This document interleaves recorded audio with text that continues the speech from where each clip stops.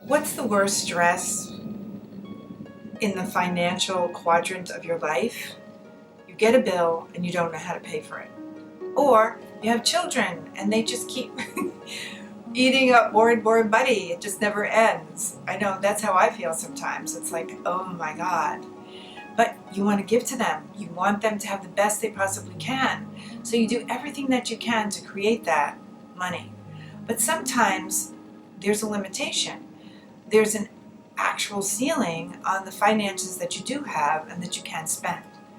So what do you do then? So often the stress comes when we start to contract and we get hopeless and we're feeling that the worst thing in the world is that we're not going to have money to survive, to live a great life, or to help our children. I just tell people, stop. Stop now.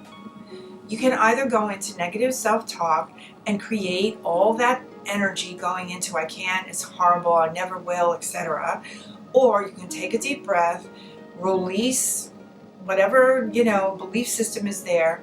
Then I'll take them back into their childhood and go, okay. And most often, there was a lot of stress in terms of childhood issues around money. And that triggers as soon as it happens in your adult life.